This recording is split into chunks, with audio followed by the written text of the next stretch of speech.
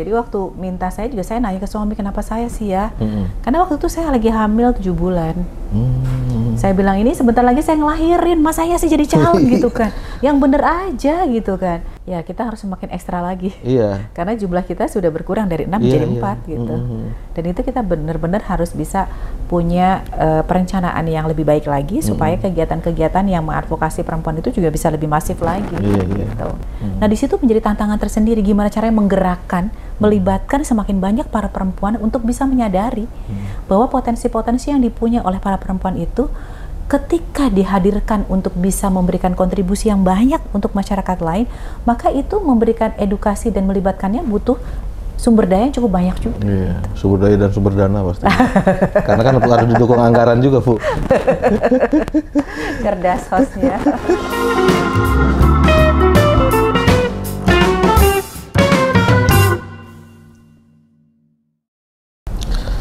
Assalamualaikum warahmatullahi wabarakatuh, CS Banpos. Ketemu lagi dengan saya di Banpos Podcast. Tapi kali ini kita bertemu dengan di ini ya, set yang berbeda. Karena saya sedang ada di ruangan orang penting ini. Saya ada di ruangan Wakil Ketua DPRD Kota Cilegon, yaitu Ibu Hajah Nuratul Uyun SEMAK. Selamat bertemu, Bu. Iya, Kang. Apa kabarnya Ibu? Baik, alhamdulillah. Sehat, Bu ya? Sehat, Kang. Sibuk. Padahal Ibu ini dikenal sebagai anggota dewan yang mobilitasnya tinggi benar ini Ibu ini. Ya, alhamdulillah, disyukuri aja. Ya, apa namanya? Sebagai politisi perempuan di Kota Cilegon, Bu ya. Iya. Sekarang ini kan banyak digembar-gemborkan bagaimana emansipasi wanita, terus wanita juga diberi banyak kesempatan termasuk di dunia politik ya, dengan adanya kuota 30% segala macam ya. Tapi Ibu berhasil menjadi salah satu yang menonjol lah di perempuan di Kota Cilegon. Masya Allah. Menonjol ya, karena ya selain sedikit dari perempuan Cilegon yang bisa duduk di kursi DPRD, Ibu juga menjadi pemimpin, salah satu pimpinan di DPRD Kota Cilegon. Nah itu cerita awalnya kayak gimana Bu bisa terjun ke dunia politik gitu? Iya, awalnya sebenarnya kan enggak langsung bercita-cita jadi calon anggota dewan. Cuma memang setelah meninggalkan dunia kampus, itu berinteraksinya sama teman-teman yang kegiatannya lebih banyak kegiatan-kegiatan sosial waktu itu. Saya ketemu sama teman-teman dulu, zaman saya kecil atau di Cilegon gitu. Saya ketemu sama teman-teman itu, terus diajakin kegiatan-kegiatan yang sifatnya itu kegiatan sosial. Saya tertarik dengan kegiatan kayak gitu kan. Dan ternyata itu awal mula saya bergabung dengan PKS. Oh, PKS. Iya. Berarti awal mula bergabung politik itu langsung ke PKS ya? Partai Keadilan ya waktu itu. Oh iya, Partai Keadilan ya. Partai Keadilan, terus jadi PKS gitu. Tahun berapa itu?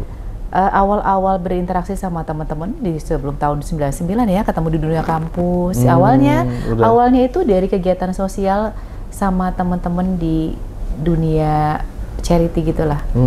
Nah ternyata ketika pulang ke Cilegon, ketemu sama teman-teman yang frekuensinya sama. Dan ternyata teman-teman saya itu aktivis di PKS, ya udah nyambung gitu. Karena pertemanan dan karena frekuensi ya. Iya, pertemanan gitu. Tapi Ibu kecil mah di Ciwandan ya? Citangkil. Oh, Citangkil. Saya kecil di Citangkil. Iya. Setelah di masa-masa di kampus itu kan. Itu apa sih yang menggerakkan Ibu atau yang menjadi keresahan Ibu sehingga Ibu tergerak untuk ikut kegiatan-kegiatan charity, terus di aktivitas kampus lainnya gitu? Iya, sebenarnya mungkin karena dari kecil saya tuh gampang tersentuh orangnya ya, gampang tersentuh, gampang pengen nolongin itu dari kecil tuh kayaknya udah kelihatan gitu ya. Mungkin orang tua juga membentuk karakter itu sampai segitu disiplinnya, dan memang waktu itu boleh dibilang kami itu memang ditempa untuk bisa ibaratnya tuh menyelesaikan semua kegiatan dalam satu hari itu, baik sekolah gitu, baik untuk di rumah juga sama masyarakat. Dan orang tua tuh memang dari kami kecil itu memang menekankan itu untuk perhatian dan peduli kepada saudara, keluarga besar gitu ya, ke tetangga. Jadi mungkin karena dunia itu sudah dirasain tertanam ya dari kecil ya, ditanamkan sama keluarga.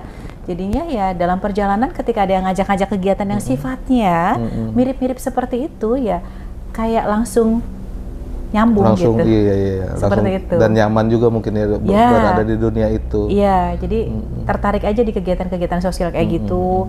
Akhirnya ya berlanjut sampai akhirnya suatu hari saya diminta sebagai calon anggota legislatif, begitu.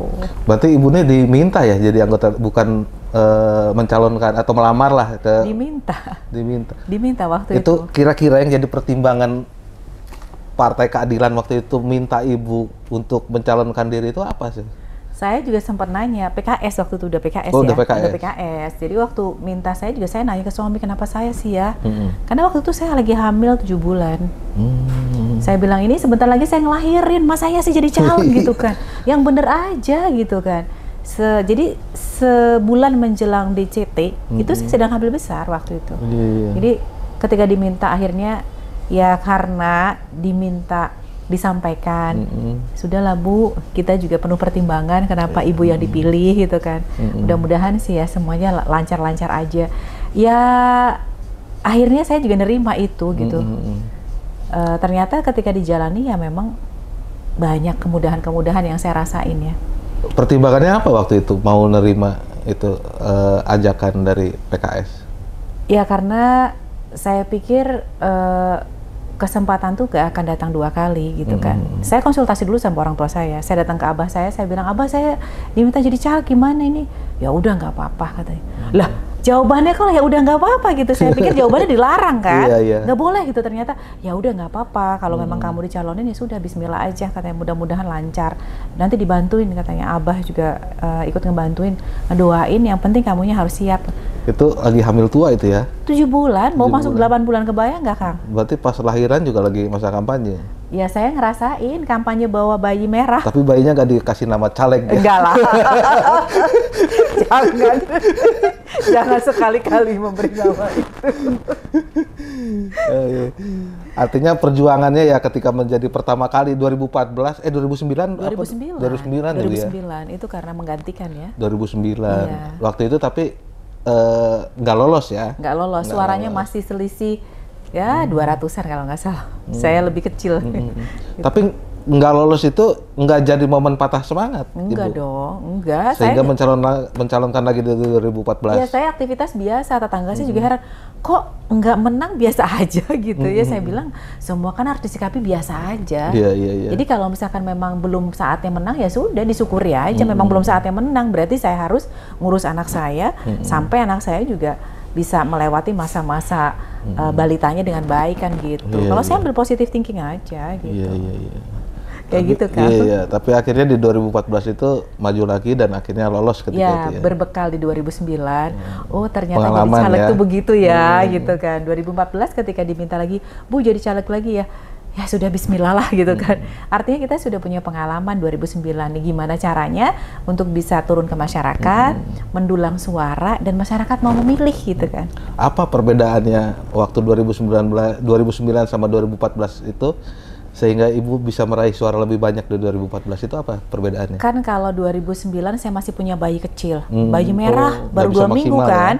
Ya artinya berarti kan kendala secara fisik itu kerasa banget ya. Kalau bayi sedang misalkan kita lagi sosialisasi, bayinya rewel, harus istirahat dulu, ditunda dulu sebentar atau ada istirahat berjeda gitu kan. Nah ketika 2014 itu kan kita udah bisa lebih turun ke masyarakatnya lebih maksimal. Bisa nyapa masyarakat langsung, door to door, bener-bener saya kerjain. Kita sisir satu persatu dari masyarakat terdekat rumah saya dulu. Keluarga besar, jangan ditinggalkan, gitu. Pokoknya semua disisir, gitu. Di absen satu-satu, Bu. Jangan sampai ada yang kelewat. Pokoknya keliling tiap hari nyapain warga. Ya karena sudah kenal, di samping itu juga kita sampaikan kita mau nyalek gitu kan. Saya sampaikan bahwa kita mau nyalek, ya tolong dibantu, didukung, ya mudah-mudahan ketika terpilih nanti juga insya Allah saya akan balik lagi bersama masyarakat gitu. Artinya ketika saya waktu mau nyalon datang ke ibu-ibu, ya setelah terpilih saya akan datang lagi ke ibu-ibu. Dan itu kemudian saya buktikan gitu. Dan itu juga yang menjadi bekal untuk ke 2019 ya? Ya. 2019 jelas sudah punya pengalaman sebelumnya kan di 2014 gitu kan. Jadi gimana caranya di 2019 itu supaya semakin banyak potensi suara yang bisa didapat gitu kan. Jadi sosialisasinya semakin harus lebih masif lagi gitu. Karena kan survei mengatakan lebih dari 60% masyarakat tuh memilih karena bertatap muka langsung. Karena kedekatan ya. Iya, jadi itu yang harus kita gunakan. Datang ketemu sama masyarakat, sampaikan kita lagi nyalek, tolong dibantu, dipilih. Seperti itu. Nah, ketika 2014 sama 2019 itu kan di 2014 itu kayaknya anggota DPRD perempuan di Cilegon juga kayaknya lebih sedikit dari sekarang ya? Lebih banyak waktu itu. Kalau 2014-2019 itu perempuannya ada 6 ya, sekarang 4 ya? Sekarang 4, malah kita berkurang. Malah turun ya? Iya. Sayang banget itu ya? Iya. Itu kenapa faktornya ya bisa menurun begitu? Ya kadang-kala kan memang kalau pertempuran di caleg itu luar biasa ya. Iya. Satu dapil itu kan kalau ada 18 partai dikali, misalkan dapil saya 12, 10 partai itu 120 gitu kan. Iya. Ini 18 partai dengan 12 kursi masing-masing. Artinya bahwa ratusan orang bertempur memperebutkan 12 kursi. Iya. Gesekannya itu cukup tinggi. Meskipun kuota perempuan 30% itu belum tentu bisa mendorong ke atas gitu ya. Nah, kalau secara pendaftaran amanat undang-undang kan minimal 30% terpenuhi. Itu rata-rata semua partai terpenuhi dong. Kalau nggak terpenuhi nggak bisa kan melanjutkan pendaftaran. Nah, biasanya tuh ketika sudah masuk masa kampanye, awal-awal gegap gempita tuh para ibu-ibu, para perempuan itu yang jadi caleg kan. Pokoknya semangat luar biasa. Saya sering ngingetin, hati-hati Bu, jaga stamina. Jangan sampai sekarang ibu-ibu ngerasa, saya udah ketemu 1000 orang, saya udah ketemu sekian ratus orang. Karena sesungguhnya perjalanannya masih panjang. Harus dipastikan agar masyarakat tuh betul-betul mengenal kita dan bersedia memilih kita. Dan masyarakat tuh yakin dengan pilihannya gitu loh. Harus dikawal sampai hari pemilihan. Iya dong, harus begitu. Supaya betul-betul pilihan yang akan diberikan itu adalah benar-benar jadi suara gitu. Itu yang harus betul-betul kita jaga. Nah, menjelang pemilihan itu udah luar biasa tuh. Tingkat persaingannya super ketat. Jadi kita harus bisa memainkan itu bersrategi dengan baik gitu ya. Tidak hanya berkomunikasi tapi yang lain juga supaya kita itu bisa berjalan sesuai dengan rencana kita lah gitu kan. Kadang-kala kalau udah capek banget, terus juga tekanannya luar biasa, para perempuan tuh berguguran. Iya. Capek banget, emang iya? Karena faktor fisik itu emang pengaruh benar ya. Betul, fisik. Selain tenaga, pikiran. Ya pikiran dan tenaga juga kan menguras fisik. Nah, kebayang. Ibu-ibu kadang-kadang, aduh capek banget. Padahal semakin mendekati hari H, sosialisasi kita harus semakin masif. Iya. Ya kan? Iya. Sehari harus berapa titik gitu. Jadi, istilahnya kalau di lari maraton mah udah harus sprint. Nah, kan kalau sprint tuh energinya harus dimaksimalkan. Iya. Tapi dijaga jangan sampai habis kan gitu kan? Betul. Nah itu yang kadang-kadang kita harus mengelola sumber daya kita agar semuanya itu bisa selesai pada garis finish sesuai dengan keinginan kita gitu. Nah setelah jadi anggota dewan itu kan dari kelompok perempuan ini kan misalnya di tahun 2014 ada 6, sekarang ada 4. Nah itu mereka ini satu frekuensi nggak sih atau suatu suara dalam memperjuangkan hak-hak perempuan? Iya, rata-rata sih kalau para perempuan itu kalau kita ngobrol, diskusi, menyampaikan gitu ya. Karena kan partainya juga berbeda ya? Iya, kita sampaikan, Bu nanti kita perjuangkan yang ini ya Bu terkait dengan kegiatan perempuan dalam hal misalkan kapasitas perempuan di bidang politik, di bidang ekonomi. Ya setuju gitu. Silahkan kita dorong bareng-bareng gitu. Artinya ketika sudah jadi mah tetap ada kebersamaan dalam memperjuangkan itu ya? Iya, artinya mereka juga sama-sama, teman-teman yang lain juga yang sama-sama perempuan berusaha untuk bisa menghadirkan program-program yang sifatnya adalah memberikan edukasi dan perhatian kepada perempuan gitu. Artinya ketika jumlah anggota DPRD perempuannya berkurang juga tantangan di dalam DPRD sendiri makin berat kayaknya. Ya kita harus semakin ekstra lagi. Iya. Karena jumlah kita sudah berkurang dari 6 jadi 4 gitu. Dan itu kita benar-benar harus bisa punya perencanaan yang lebih baik lagi supaya kegiatan-kegiatan yang mengadvokasi perempuan itu juga bisa lebih masif lagi. Gitu. Seperti itu. Gitu ya. Nah kalau Ibu Yun ini kalau ngelihat perbedaan ya, bagaimana sudut pandang terhadap hak-hak perempuan ketika menjadi aktivis dan ketika sudah menjadi dewan, itu ada perbedaan nggak? Iya, kalau bicara aktivis kan menyuarakan, menyampaikan, mengusulkan, kemudian menjalankan fungsi pengawasan terhadap usulan-usulan itu. Kalau sudah terpilih, itu yang mengeksekusi, mengusulkan, mengawal, sampai kemudian menjadi sebuah kegiatan yang bisa dirasakan oleh masyarakat. Atau kalau dia berupa program kegiatan atau pembangunan yang memang harus dihadirkan untuk masyarakat, itu berjuang sampai nantinya program itu betul-betul bisa hadir di tengah-tengah masyarakat. Masyarakat ngerasain sendiri pembangunan itu kayak gimana gitu loh. Apa sih peran pemerintah di situ? Apa sih yang dikerjakan pemerintah dan apa manfaat yang dirasakan oleh masyarakat? Kalau terpilih kita sudah bisa mengawal sampai dengan kondisi seperti itu. Tapi kan untuk dikawal juga tetap suara dari bawah itu kan perlu untuk ini ya. Sangat sepakat. Nah, kondisi masyarakat atau perempuan di Cilegon untuk memperjuangkan hak-hak perempuan itu, kalau menurut Bu Yun itu sejauh ini gimana tuh? Ya, jadi selalu sering saya ingetin, apalagi kalau misalkan kita lagi bertemu di forum-forum perempuan gitu, ibu-ibu tuh jangan patah semangat. Jangan kemudian selesai pertemuan ketika mengalami kendala, ibu-ibu merasa bahwa nggak bisa, belum berhasil. Tidak, semua itu perlu pengorbanan yang jauh lebih banyak lagi. Kita harus semakin bisa menyamakan frekuensi kita agar semakin banyak perempuan-perempuan yang bisa menikmati dan merasakan pembangunan ini.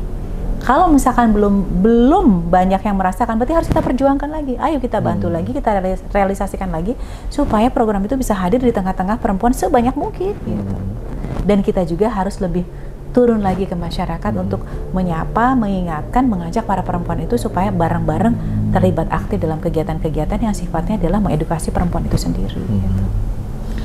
Nah, kalau perbedaannya mungkin ketika masih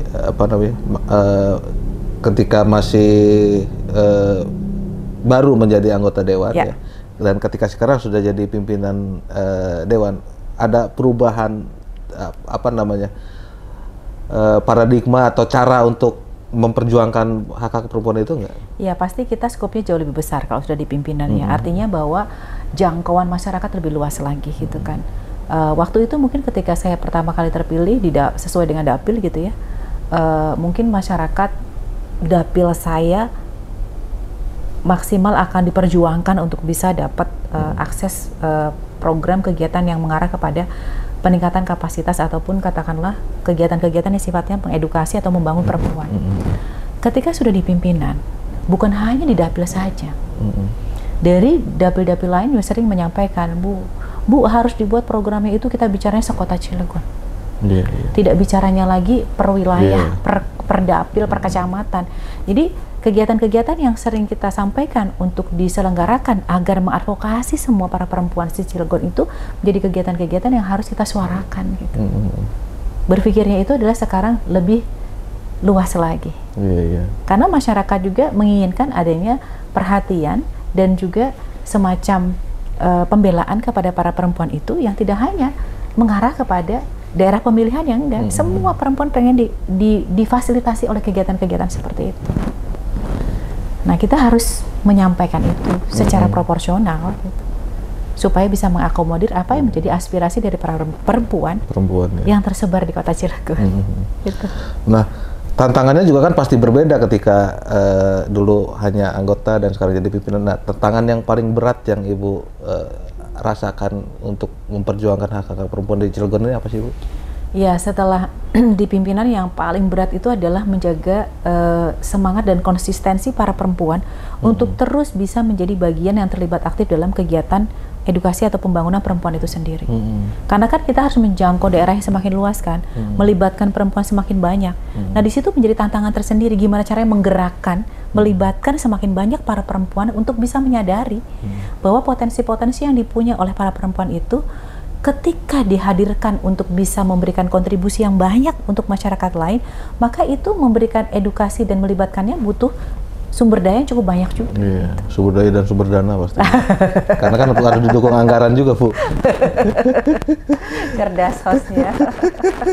Nah, kalau ini ya kita kan secara kultural juga terutama ya kita bicara di Cilegon atau di Banten pada umumnya secara kultural juga perempuan kan kerap dianggap terpinggirkan lah. Nah, Ibu menemui kendala-kendala itu nggak di lapangan waktu melakukan advokasi? Banyak. Biasanya kalau perempuan itu kan ketika sudah merasa nyaman akan bercerita. Apa sesungguhnya permasalahan? Curhat tuh ya. Nah, dia bercerita. Curhat. Masalahnya apa? Ketika bercerita masalahnya apa, ya kita dengerin kita dengerin gitu. Baru setelah itu kita lihat potensinya ada di mana. Kalau potensinya berarti kan dia memasak, dimaksimalkan agar memasak itu bisa memberikan nilai tambah ya. Dampak yang lain buat keluarganya gitu, nilai tambah yang lain, bukan hanya sekedar menyalurkan hobi, bukan hanya menunaikan kewajiban memasak, tapi juga bisa meningkatkan kemampuan ekonomi di keluarganya, kan kayak gitu.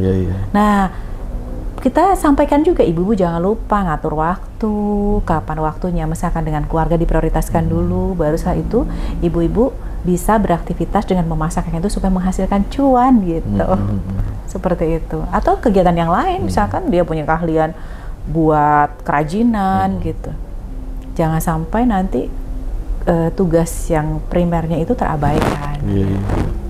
Ya karena kalau saya kan dulu itu ngelihatnya Cilegon itu sebagai kota yang maskulin gitu ya. Karena gitu ya? Iya. Karena industri-industri berat yang ada di Cilegon itu kan identik sama laki-laki ya. Betul yang maco gitu kan. Betul, sepakat. Nah, sekarang itu bagaimana peran perempuan terhadap keberadaan dunia industri segala macam di Cilegon kalau Ibu ngelihatnya?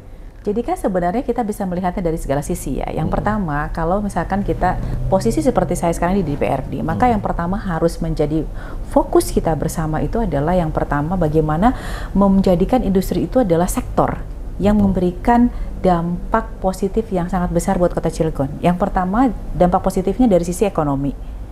Dari sisi juga misalkan jaringan.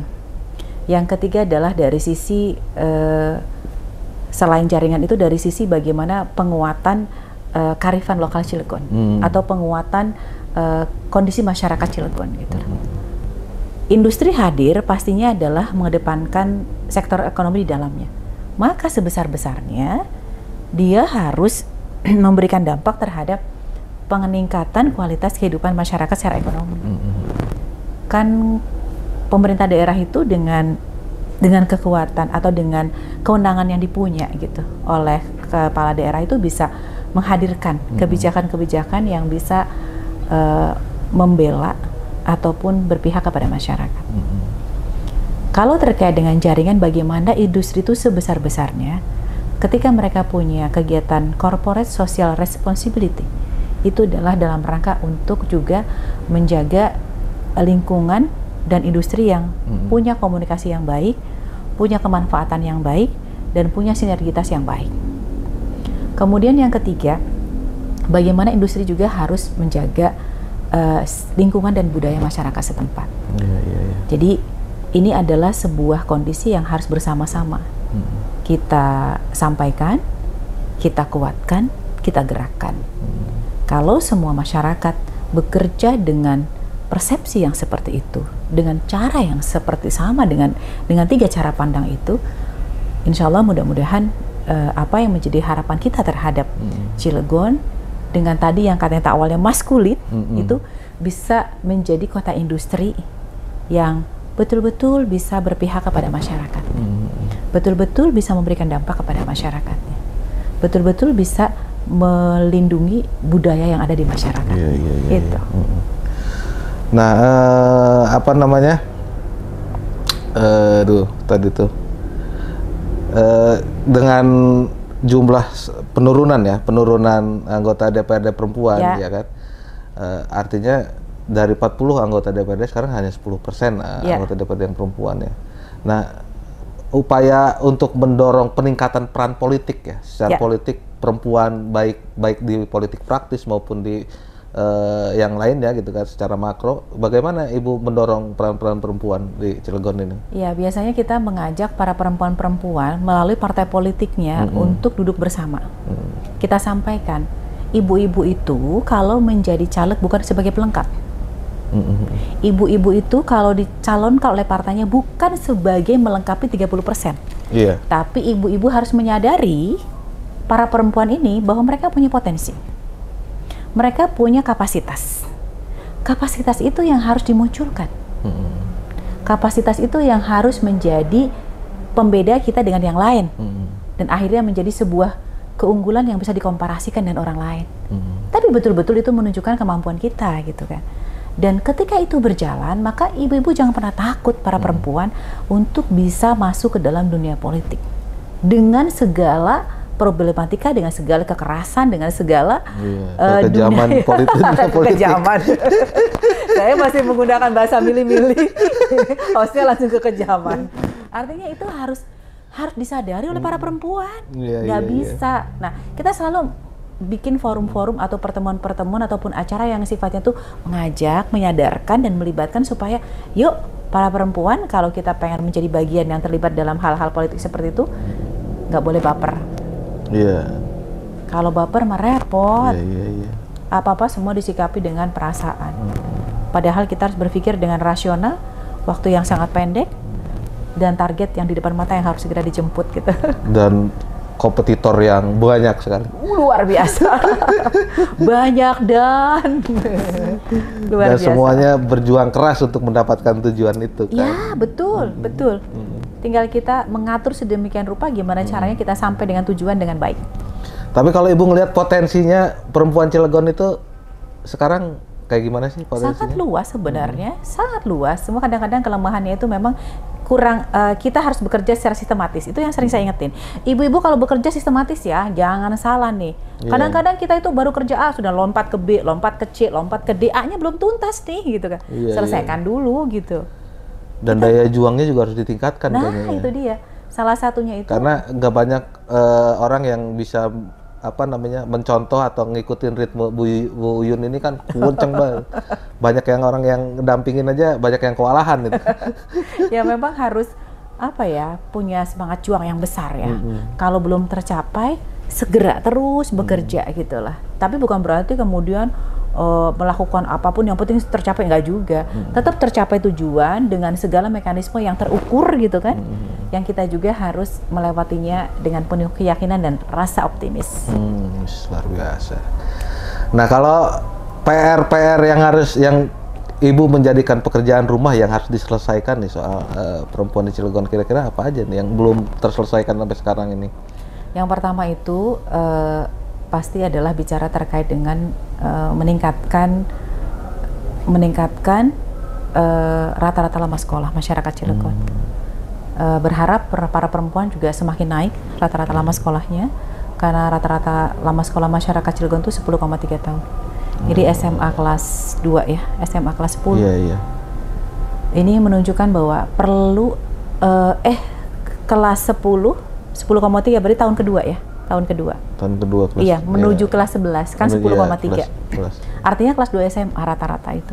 Ini yang perlu perjuangan besar karena tadi kita kan Cilegon tuh terkenal maco gitu, maskulin ya. Iya. Karena ada industri gitu loh. Iya. Nah, identik dengan ada industri itu harus berbanding lurus terhadap peningkatan rata-rata lama sekolah. Nah, kita juga ingin para perempuan di Cilegon itu tingkat kesehatannya baik. Ketika menjadi ibu maka angka-angka semua yang mencerminkan kesehatan ibu dan anak juga harus baik dalam kondisi yang sangat baik bahkan gitu ya. Kemudian juga para perempuan ini juga harus punya kemandirian di sektor ekonomi. Karena ketika perempuan ini punya kemandirian di sektor ekonomi, itu juga yang harus menjadikan para perempuan itu semakin percaya diri bahwa mereka bisa membantu dirinya dan keluarganya gitu. Bukan untuk melampaui atau katakanlah meninggalkan kodrat perempuan, enggak. Tapi bagaimana itu bisa menjadi sarana untuk lebih menguatkan bahwa dirinya bisa berkontribusi untuk masyarakat banyak. Dan setelah itu jangan lupa kalau sudah berhasil di 3 hal tersebut, dia harus mengajak dan mengedukasi masyarakat lain, perempuan lain, agar kehidupannya juga bisa bersama-sama jauh lebih baik seperti dirinya. Gitu. Luar biasa, Ibu banyak bicara soal pemberdayaan ekonomi perempuan gitu ya. Karena Ibu ini lulusan sarjana ekonominya di Unisba, Bu ya? Ya, akuntansi. Master akuntansinya di Universitas Pancasila, Bu? Iya. Luar biasa.